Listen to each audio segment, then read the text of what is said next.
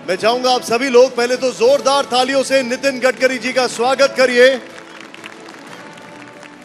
क्योंकि ये वो हस्ती हैं जिन्होंने देश के हर शहर की रफ्तार को, देश के हर शहर की रफ्तार को बढ़ा दिया है और हर शहर की दूरी को कम कर दिया है। भारत की रफ्तार 60 किलोमीटर प्रति घंटे से 120 कर दी है। अगर ये कहें तो शायद गलत नहीं होगा। देखिए, अब मेरे साथ नितिन जी हैं, वो करेक्ट करना शुरू कर चुके हैं। गडकरी जी, पहले तो आपका बहुत बहुत स्वागत है। व्हाट इंडिया थिंक्स टुडे में बहुत कम ऐसे राजनेता हुए हैं जो कि अपनी पार्टी में जितने लोकप्रिय हैं उतनी विरोधी पार्टियों में भी लोकप्रिय हैं। और ये ऑडियंस जो है उसने बता दिया है कि आप जनता के बीच में भी काफी लोकप्रिय हैं। सवाल यह है, कौन सी घुट्टी पिलाते हैं आप? मैं कोई ऐसी गुट्ठी नहीं पिलाता। मैं बेसिकली सामाजिक कार्यकर्ता हूँ और जो कानूनी काम है, जो सही काम है, वो सबका करना चाहिए और जो काम गलत है वो अपने का भी नहीं करना चाहिए। अटल बिहारी वाजपेयी जी जब प्रधानमंत्री थे तो अक्सर यही बात बताते थे। उसी के आधार पर मेरी पार्टी, मेरी आइडियोलॉजी, मेरी विचारधारा, मेरी कमिटमेंट पूरी स्पष्ट है। पर जब मैं मंत्री हूँ तो मैं पार्टी का नहीं हूँ, देश का हूँ। तो रोड ऐसा नहीं हो सकता कि एक कॉन्स्टिट्यूंसी में बीजेपी का है तो रोड बना, दूसरे कौन से काम बंद कर दे। मुझे तो रोड सब पूरा आखिरी तक करना पड़ेगा, तभी रोड का फ़ायदा होगा। तो मैं ये कोई कैलकुलेशन नहीं है, कोई मेरा कोई पॉलिटिकल प्लान नहीं है। एक नेचुरल कोर्स में रिलेशनशिप बन जाती है और इसलिए कभी कभी मैं नहीं भी बोलता हूँ। तो उससे कारण कई लोगों का काम होते तो खुशी होती है उनकी। लेकिन गडकरी जी, लोग पूछते हैं कि गडकरी जी जैसे थे वैसे ही हैं, इनमें कोई बदलाव नहीं आया है और शायद ऐसे ही रहेंगे। ये बात बिल्कुल सच है कि मैं इस बात पर विश्वास रखता हूँ कि जैसे है वैसे दिखो, जो मन में है वही बात करो। और आखिर में इम्पोर्टेंट चीज़ यही है कि human relationship is the biggest strength of politics, social work and business. और इसलिए आपके जो संबंध है सब लोगों के साथ, ये बहुत मायने में, कभी अच्छे दिन होते हैं, कभी बुरे दिन होते हैं, कभी जीत होती है, कभी हार होती है।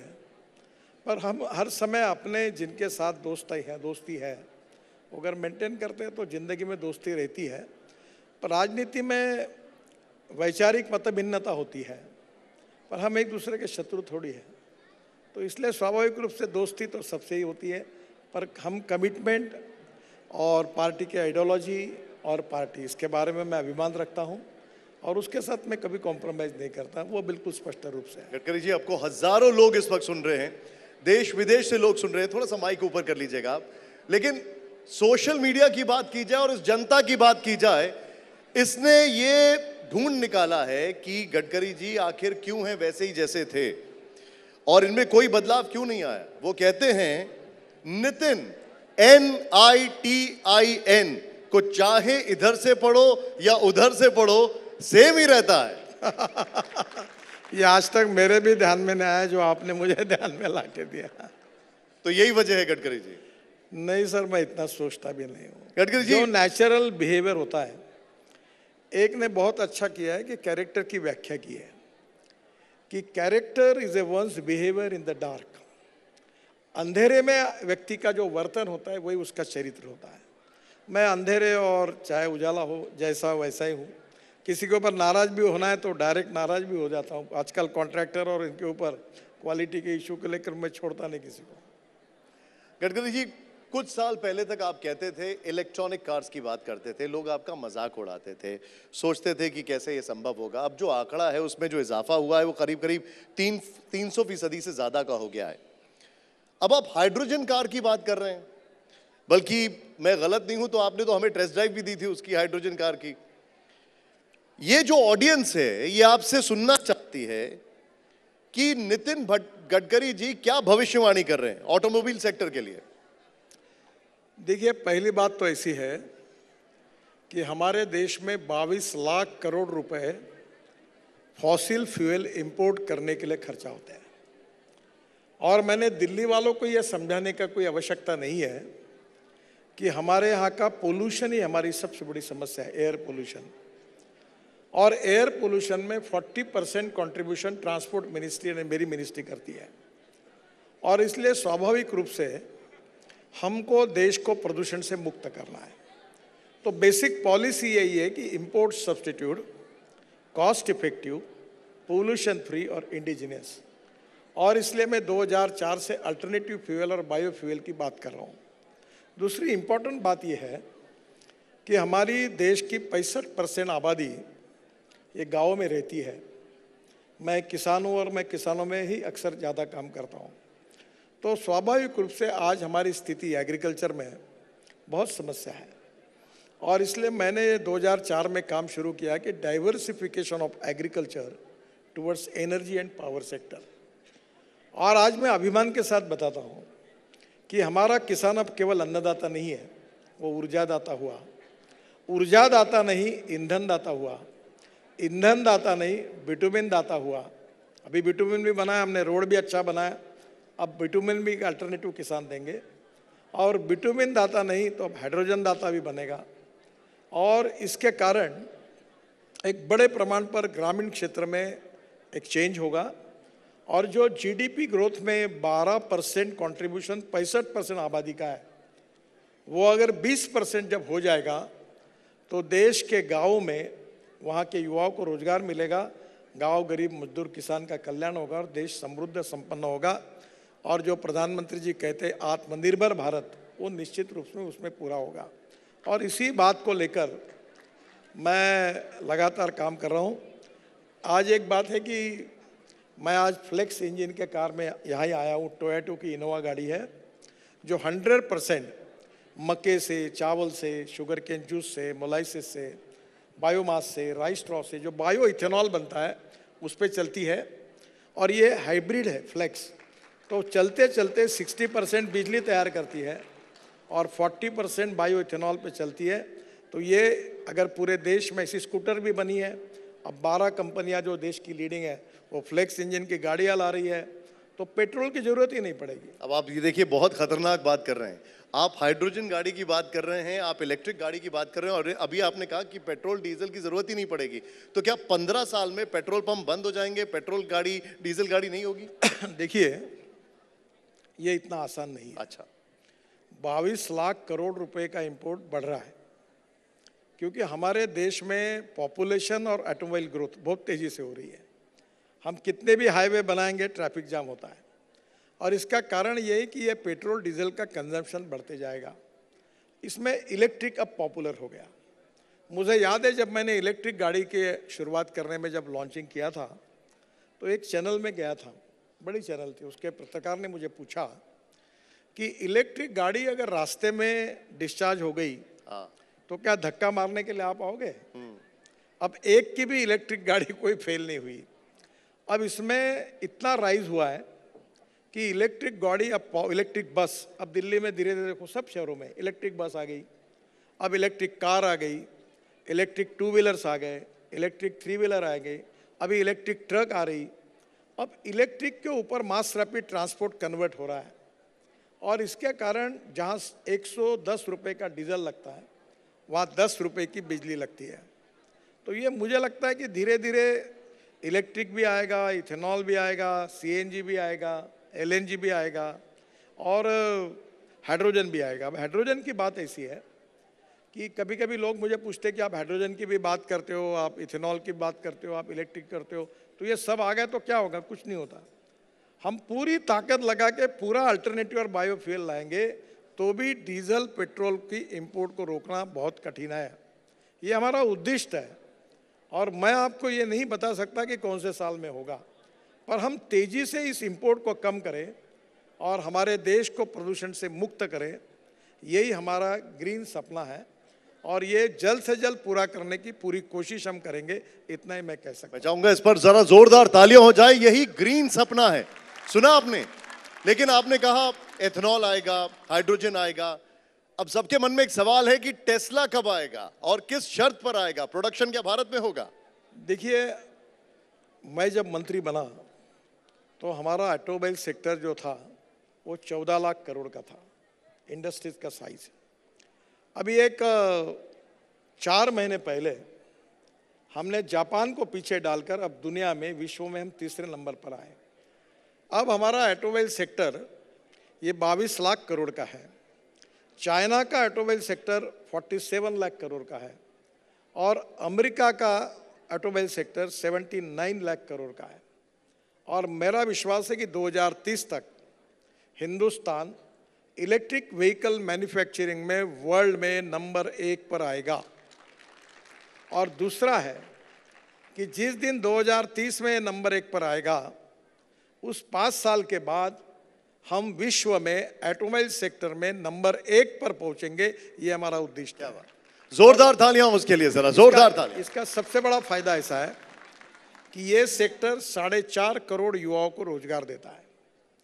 ये सेक्टर जीएसटी के रूप में स्टेट और सेंट्रल गवर्नमेंट को सबसे ज़्यादा रेवेन्यू देता है। और ये सेक्टर ऐसा है कि सबसे ज़्यादा एक्सपोर्ट हमारे देश में ये सेक्टर करता है। तो ये सेक्टर हमारे को $5 ट्रिलियन की इकोनॉमी बनाने में उपयोगी होगा, देश में रोजगार निर्माण करेगा और बायोफ्यूल के कारण गाँव में भी रोजगार तैयार होगा। और हाइड्रोजन जो है, hydrogen is a fuel for the future. और ये हाइड्रोजन की भी बात आप थोड़ा सा 1 मिनट में आपको बता दूं। जो कोयले से तैयार होता है वो ब्लैक हाइड्रोजन, जो पेट्रोलियम से तैयार होता है ब्राउन हाइड्रोजन, और जो पानी से या बायोमास से तैयार होता है वो ग्रीन हाइड्रोजन। अब प्रॉब्लम ये है कि अभी हाइड्रोजन जो तैयार होता है इलेक्ट्रोलाइजर से, India is number 1 in the world. हमारा इलेक्ट्रोलाइजर का मैन्युफैक्चरिंग बेंगलोर में होता है। वो कंपनियां वर्ल्ड में सबसे ज़्यादा इलेक्ट्रोलाइजर हम तैयार करते हैं। पर उसमें 1 kg हाइड्रोजन के लिए 50 यूनिट बिजली लगती है। तो मेरा ये सपना है कि कचरे से और बायोमास से हाइड्रोजन बने और उसकी कीमत $1 पर kg रहेगी। और ये अगर सपना पूरा होगा तो हम हाइड्रोजन को या एनर्जी को आयात करने वाला नहीं, हम निर्यात करने वाला देश बनेंगे। हमारी ट्रक, हमारी बसेस, हमारी कार, हमारी इंडस्ट्री, केमिकल फैक्ट्रीज सब हाइड्रोजन पे चलेगा। और अभी एक 25 दिन पहले ताज पैलेस होटल में मैंने टाटा की 2 ट्रक लॉन्च की। एक हाइड्रोजन फ्यूल सेल पर है और दूसरी जो आईसी इंजन है डीजल पेट्रोल का, उसमें हाइड्रोजन डाल के चलती है। ऐसे 7 प्रोजेक्ट मेरे डिपार्टमेंट ने पायलट प्रोजेक्ट शुरू किए और उसमें अशोक लेलैंड सब कंपनीज है और हाइड्रोजन फिलिंग स्टेशन भी हो रहे हैं। हाइड्रोजन में 2 कमियां हैं कि हाइड्रोजन के फिलिंग स्टेशन और हाइड्रोजन का ट्रांसपोर्ट, इसमें थोड़ी दिक्कतें हैं। पर हमारे स्टार्टअप बहुत अच्छा काम कर रहे हैं, अनेक लोग कर रहे हैं। और हाइड्रोजन ये भविष्य का फ्यूल है और हिंदुस्तान को विश्वगुरु बनाने के लिए, आपको पता है कि आज जिसके पास पेट्रोल डीजल है, फॉसिल फ्यूल है, उनका वर्ल्ड में कैसा रुबाब है। एक समय ऐसा आएगा कि हिंदुस्तान ऊर्जा में नंबर 1 पर होगा और पूरे विश्व को ऊर्जा निर्यात करने का काम हम करेंगे। और मैं आपको नम्रतापूर्वक बता रहा हूँ, मैं 11 साल से मंत्री हूँ, मैं जो बोलता हूँ वो होता ही है। अभी तक कोई पत्रकार मुझे नहीं पूछ सकता कि आपने ये कहा था, ये क्यों नहीं हुआ। एक बात जरूर है कि ये कठिन है पर असंभव नहीं है। अब आपने बात की अलग अलग फ्यूल्स की और आपने कहा कि जो आप बोलते हैं वो होता ही है।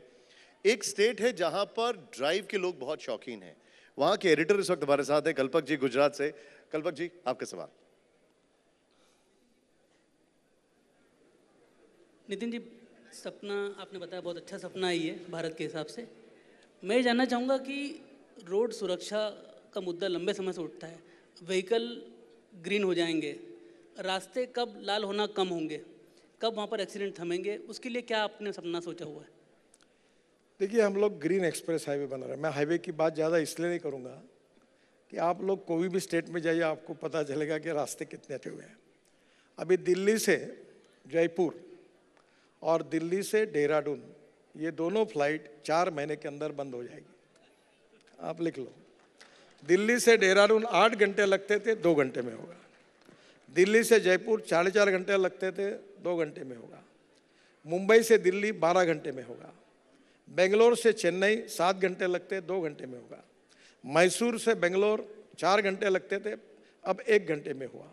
मेरठ से दिल्ली 4.5 घंटे लगते थे, 45 मिनट में हुआ। अब ऐसे 36 ग्रीन एक्सप्रेस हाईवे बना रहे हैं। और मैं आपको विशेष रूप से इसलिए बताना चाहता हूँ क्योंकि आपके चैनल से लोग साउथ में भी ज़्यादा है।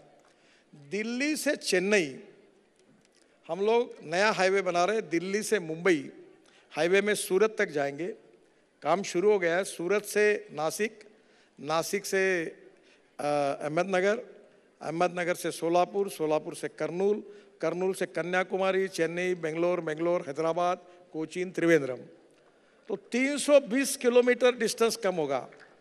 हाँ, एक बात जरूर है कि एक्सीडेंट में हमने 11 साल कोशिश करने के बाद भी मैं ये स्वीकार करता हूँ कि हमारी शायद कमी रहेगी। हमने बहुत कोशिश की पर हम एक्सीडेंट को कम नहीं कर पाए।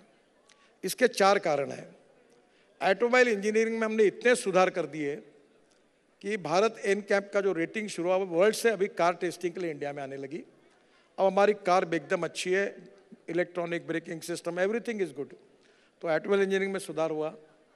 दूसरा इंपॉर्टेंट चीज़ जो थी इन्फोर्समेंट, हमने बहुत कड़ा कानून, पेनल्टी और फाइन लगते हैं वो चालू किया। हमने बच्चों को सिखाने के लिए, रोड सेफ्टी के लिए आप भी सहयोग करिए, उसके लिए भी हमने काफ़ी कैंपेन चलाई। सबसे इम्पोर्टेंट चीज़ जो है वो human behaviour is a problem. अभी रेड सिग्नल होगा तो रुकना चाहिए। स्कूटर और कार चलाते समय मोबाइल पर बात नहीं करनी चाहिए, या कभी लेन डिसिप्लिन में ओवरटेक कैसे करना चाहिए इसका पालन करना चाहिए। अभी मैंने 3 दिन पहले ये रोड के ऊपर बीच में बैरियर्स रहते हैं, तो मैंने हमारे अधिकारियों को कहा कि आप ये समझ लो कि हिंदुस्तान का हर नागरिक जो है एथलेटिक्स का इंटरनेशनल प्लेयर है, वो छलांग मारता है लोग। मैंने बोला ऐसा बनाओ हाइट 3, सवा 3, 3.5 फीट की कि कोई भी आए तो छलांग नहीं मार सके, क्योंकि ये लोग रास्ते पे ट्रैफिक में इधर से उधर कूदते हैं, उधर से गाड़ी इधर डालते हैं। अब दुर्भाग्य से 1,80,000 मौतें हो रही है, 4,80,000 एक्सीडेंट्स है। और मैं युवाओं से प्रार्थना करूंगा कि 18 से 34 एज ग्रुप में 66% डेथ है। कोई डॉक्टर, कोई इंजीनियर, ऐसे लड़के मर रहे, उन परिवार पर क्या बीती होगी आप सोचो। और इसलिए हम लगातार रोड सेफ्टी के लिए कोशिश कर रहे हैं। इसमें media, educational institutions, NGOs, college, school के बच्चे 10,000 हर साल मरते हैं। जो स्कूल में एग्जिट और एंट्री पॉइंट है वहाँ ठीक न होने के कारण मरते हैं। हेलमेट न पहनने के कारण 30,000 लोग मरते हैं। अभी हमने स्कीम लाई है कि एक्सीडेंट में कोई हुआ और आप उसको हॉस्पिटल पहुंचाएंगे तो हम राहवीर करके उसका नाम दिया है, उसको हम 25,000 रुपये का अवार्ड देंगे। अगर वो हॉस्पिटल में एडमिट होगा तो वेबसाइट पे एंट्री करेंगे, अगर उसकी 7 दिन की ट्रीटमेंट जो है वो मैक्सिमम अप टू 1.5 लाख रुपए हम उसको तुरंत डॉक्टर को देंगे। मुझे लगता है कि इसमें लोगों ने आगे आकर लोगों की जान बचाई तो 50,000 लोगों की जान बच सकती है। जितने लोग कोविड में नहीं मरे, जितने लोग लड़ाई में नहीं मरे, जितने लोग दंगे में नहीं मरे, उससे ज़्यादा लोग रोड एक्सीडेंट में जा रहे हैं। 3% देश के GDP का नुकसान हो रहा है। हमने 11 साल परिश्रम किए, मेहनत की। मेरा भी एक्सीडेंट हुआ था, इसलिए मैं बहुत संवेदनशील हूँ। पर मैं इस बात को स्वीकार करता हूँ कि हमें अपेक्षा अनुरूप अभी तक यश नहीं मिला है, पर हम कोशिश कर रहे हैं इसके लिए। अभी गुजरात की बात हो रही थी, वहां पर एक जगह है जहां पे सबसे ज्यादा टोल टैक्स देश अर्न करता है। अभी कुछ दिन पहले एक रिपोर्ट पड़ी थी, लोग कहते हैं गडकरी जी आप हाईवे तो बहुत अच्छे बनाते हैं लेकिन टोल बहुत लेते हैं। देखिए, पहली बात तो ऐसी है, if you want good services you have to pay for it. अब जैसा आपने कार्यक्रम इतने बड़े सभागृह में किया तो आपको इसका किराया तो देना पड़ा होगा। आपको ऑप्शन था रामलीला मैदान का, हम दोनों एक पेड़ के नीचे बैठकर वही अपना आप चाय पी के अपना कार्यक्रम कर सकते थे। तो कहीं ना कहीं अगर अच्छी सर्विस चाहिए तो आपको देना पड़ेगा। पर मैं आपको विश्वास दिलाता हूँ कि मैक्सिमम अधिवेशन समाप्त होने के बाद 1 सप्ताह के अंदर मैं एक घोषणा कर रहा हूँ, जिससे जो टोल के बारे में जिनकी नाराजी है वो जो कुछ है वो पूरी निकल जाएगी, ये आप विश्वास रखिए। इसके लिए मैं चाहूंगा जरा जोरदार तालियों। लेकिन सोशल मीडिया पर जनता आपको बहुत प्यार करती है, बहुत ज्यादा, और मजाक मजाक में कुछ आपके मीम भी बन जाते हैं। मैं आपको सुनाता हूं। आपकी फोटो लगाकर किसी ने कहा, जिंदगी एक सफर है सुहाना, आगे टोल भी दे के जाना। एक और किसी ने कहा, मैं आपको सुनाता हूं। किसी ने लिखा, घर से निकलते ही कुछ दूर चलते ही रास्ते में है मेरा टोल, और आपकी फोटो लगा दी। आप देखते हैं ये सब गडकरी जी? ये सब ये दोनों तो मैंने देखे नहीं, पर लोग ऐसे बहुत निकालते हैं। देखिए मैं आपको एक बात बताता हूँ, चाहे सही कहे चाहे गलत मैं आपको एक और सुना देता हूं, फिर आप मुझे बताइएगा। एक भाई साहब ज्यादा परेशान थे, उन्होंने लिखा, बाबूजी धीरे चलना, बड़े नाके हैं इस प्यार में। मैं टोल का जन्मदाता हूँ हिंदुस्तान का। मैंने जब महाराष्ट्र में मंत्री था तो मैंने Mumbai Pune express highway, 55 flyovers और वरली बांद्रा सी लिंक प्रोजेक्ट बनाए थे। तो पैसा मार्केट से खड़ा किया था। अभी कल 2 दिन पहले मैंने पार्लियामेंट में कहा कि 2 साल के अंदर मैं 25,000 kilometre 2 lane to 4 lane road बनाऊंगा 2 साल के अंदर, 10 लाख करोड़ के। अब मैं कैपिटल मार्केट में जाके लोगों से पैसे लूंगा, और मेरा आपसे प्रार्थना है कि हमारे यहाँ कैपिटल मार्केट में इनविट मॉडल में हम गए, 7 दिन का टाइम था, एक दिन में 7 घंटे में 7 टाइम्स ओवर सब्सक्राइब, पैसा बरसात पड़ गई पैसे की। तो मैं जब लोगों को 8.05% इंटरेस्ट पर ईयर गारंटी दे रहा हूँ, बाद में जो इनविट में उनका शेयर होगा उसकी कीमत भी बढ़ेगी, अभी 140 हो गई 100 रुपये के शेयर की। और दूसरी बात मैंने ये भी कहा है कि अब हर मंथली उनके अकाउंट में इंटरेस्ट जमा होगा। तो जो पेंशनर्स है, सरकारी नौकर है, कांस्टेबल है, कंपाउंडर है, इन लोगों को 8.05% एश्योर्ड इनकम मिलेगा। NHI AAA रेटिंग है। और अब गरीब लोगों के पैसे से मैं रोड बनाऊंगा तो उनको ब्याज सहित पैसे वापस नहीं करूंगा तो रोड कैसे बन पाएंगे? तो जब कर्जा निकलूंगा तो वापस करना होगा। हाँ, एक बात है कि मैं अगर कर्जा नहीं निकलूंगा तो काम ही नहीं होंगे।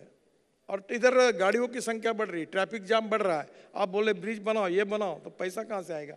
तो गवर्नमेंट का बजट मेरा 3 लाख करोड़ का है और मैं 5 लाख करोड़ खुद के डाल सकता हूँ, तो 8 लाख करोड़ के काम मैं कर सकता हूँ हर साल।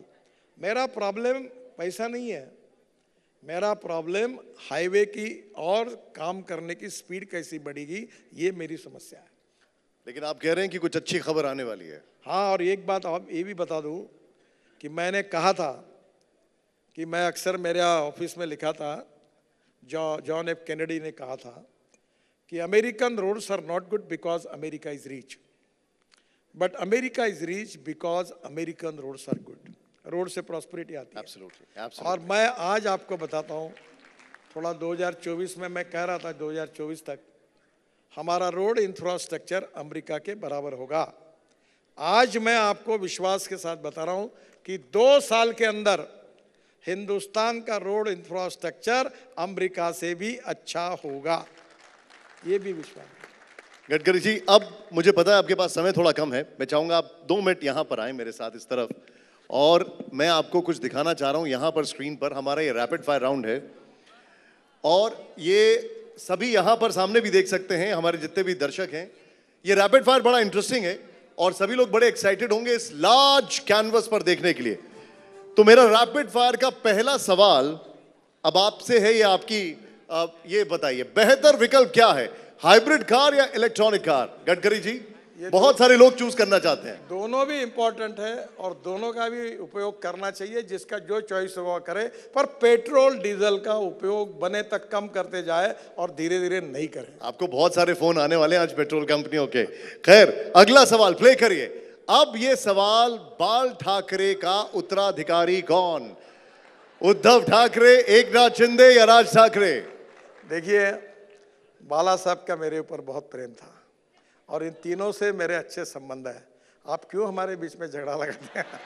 देखिए, वो भी इतना चेयर कर रहे हैं, आप बता तो दीजिए। ये तो जनता तय करेगी कौन किसका। अच्छा, आपके पर्सनल फेवरेट कौन है? हाँ, पर्सनल फेवरेट कौन है आप? मेरे तो सभी से, अभी भी देखो, राजनीति बदल जाती है पर दोस्ती कभी नहीं बदलती। ठीक है, बहुत अच्छा। तो मैं बाला साहब का मेरे ऊपर बहुत प्रेम था और राज और उद्धव से भी दोनों से अच्छे, एकनाथ शिंदे से भी अच्छे हैं, और जनता तय करेगी कि कौन किसका सपोर्ट करेगी, उसके आधार पर तय। आपने तो कोशिश भी की थी, आपने हमें एक इंटरव्यू में बताया था कि उद्धव और राज को साथ लाने की आपने कोशिश भी की थी। खैर, अब अगला सवाल दिखाइए हमारा। जो अगला सवाल है, बेहतर मुख्यमंत्री कौन, एकनाथ शिंदे जी या देवेंद्र फडणवीस जी?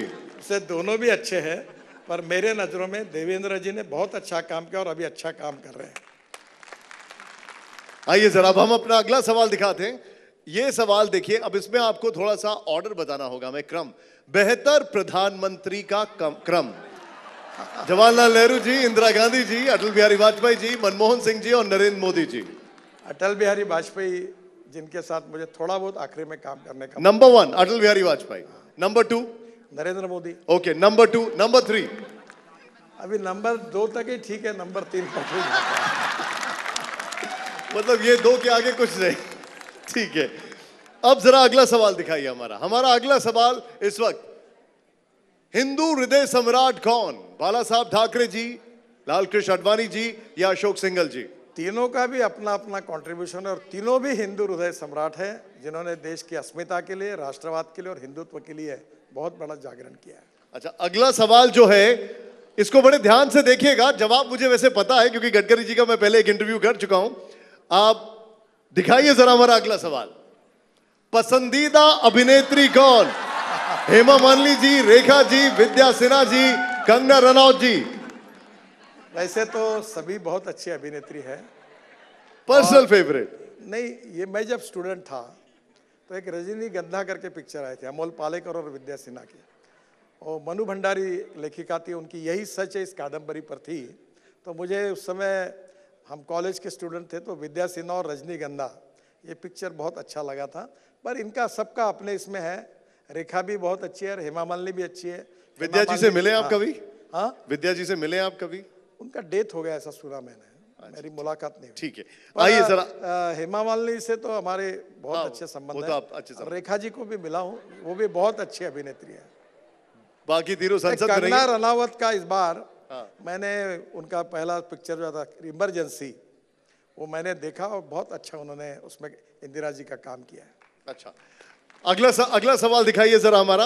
आप अगला सवाल देखिए, बेहतर विकल्प क्या है? Bharat, India, India that is Bharat? दोनों एक ही है। इसी पे तो बहस चल रही है गडकरी जी। नहीं, देखिए, मैं ये मानता हूँ कि हमारा देश जो है ये कोई जात, पंथ, धर्म, भाषा, सेक्स और नामों के आधार पर नहीं है। हमारी इतिहास, हमारी संस्कृति, हमारी विरासत, हमारी प्रेरणा है, और इसलिए अनेकता में एकता, यही हमारी विशेषता।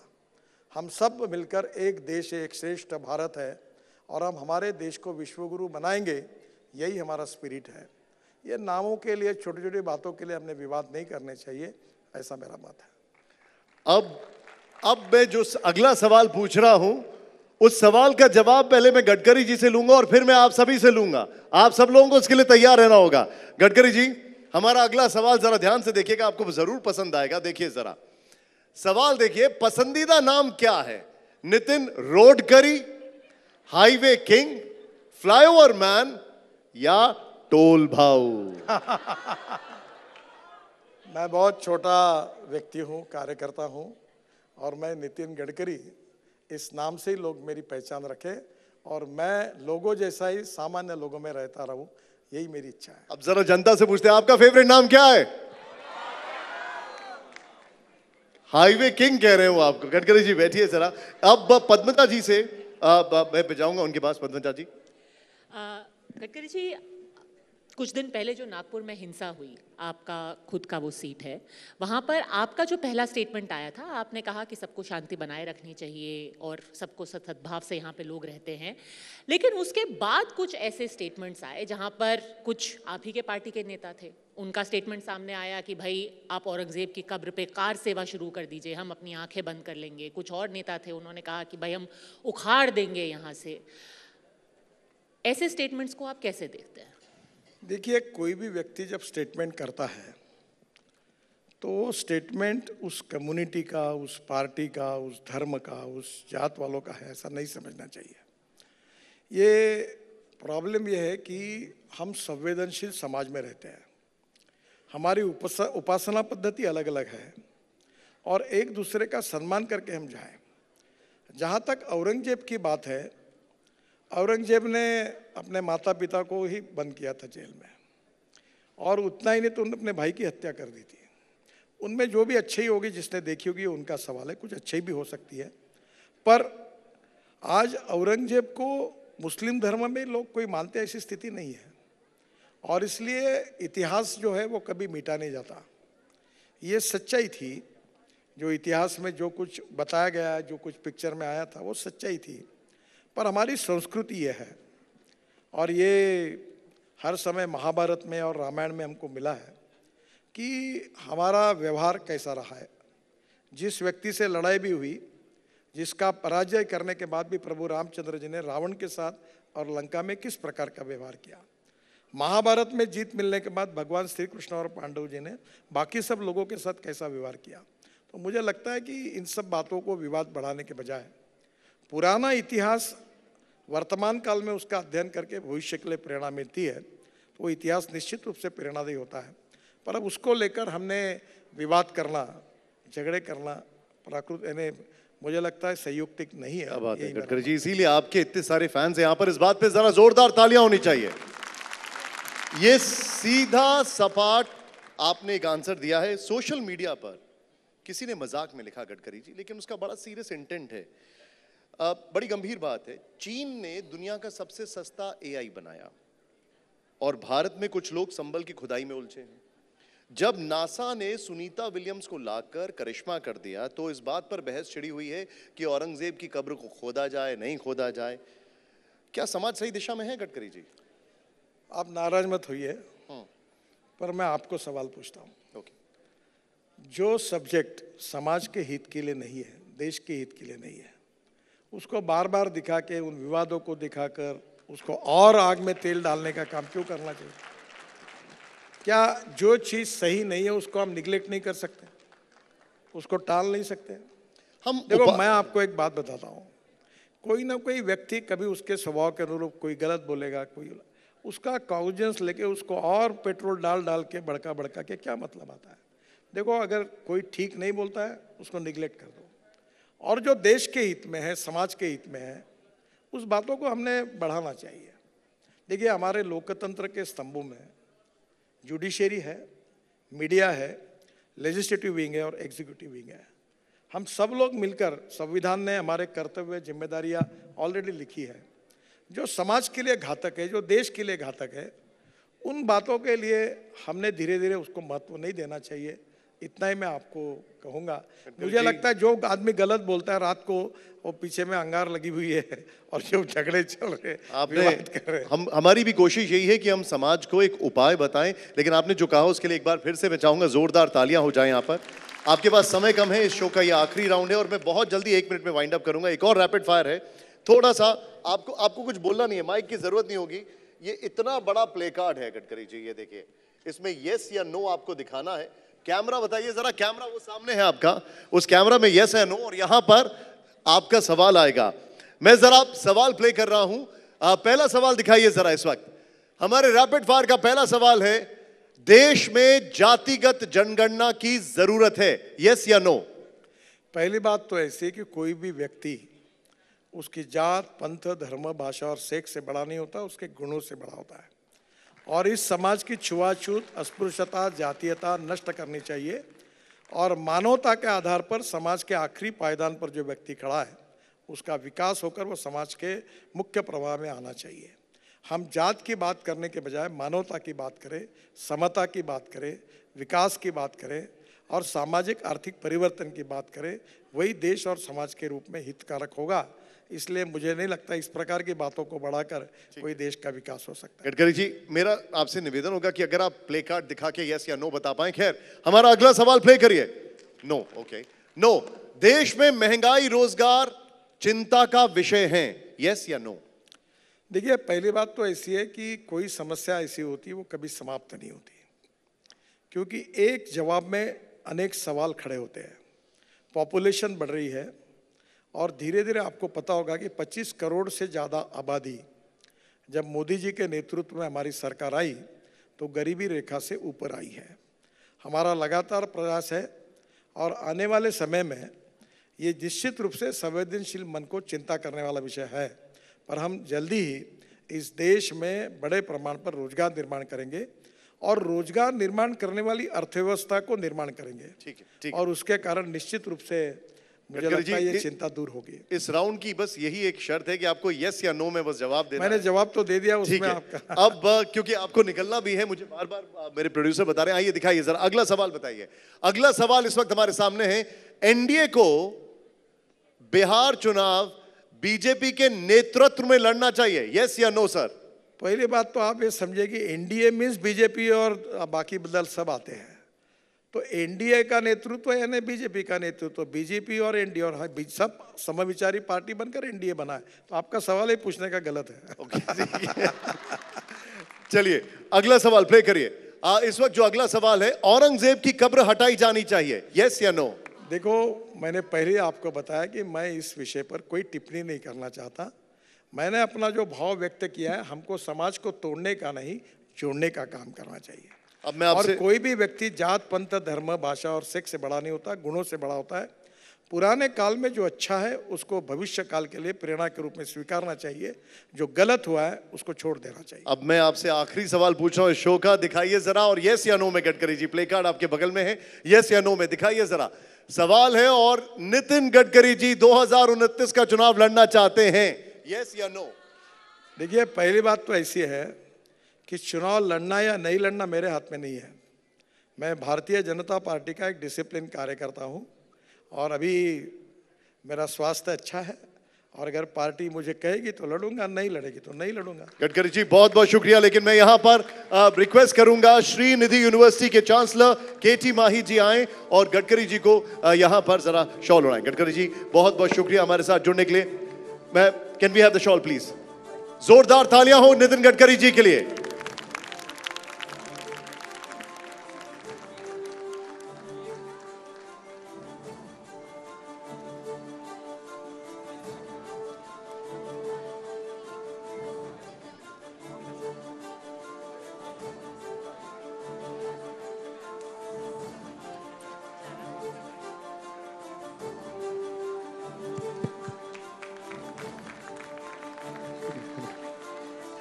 गडकरी जी बहुत बहुत शुक्रिया।